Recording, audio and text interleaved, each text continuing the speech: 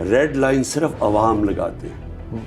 Free and fair election से अवाम को मौका दें रेड लाइन लगाने का।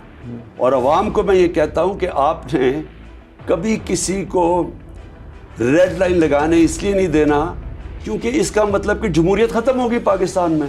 इसका मतलब तो आप फैसला कर लें कि जमहूरियत ख़त्म है। आज अवाम हैं इस कौम के वारिस अल्लाह के बाद।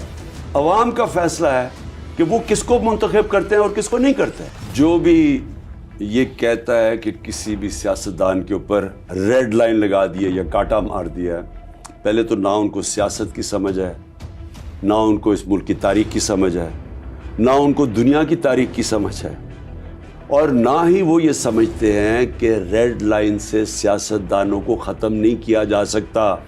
नहीं तो मुजीबुर रहमान ख़त्म हो जाता, नहीं तो अकबर बुगती के कत्ल के बाद जो तबाही मची है अभी बलूचिस्तान में आज तक हमारे फ़ौजी कुर्बानियाँ दे रहे हैं, वो ना देते।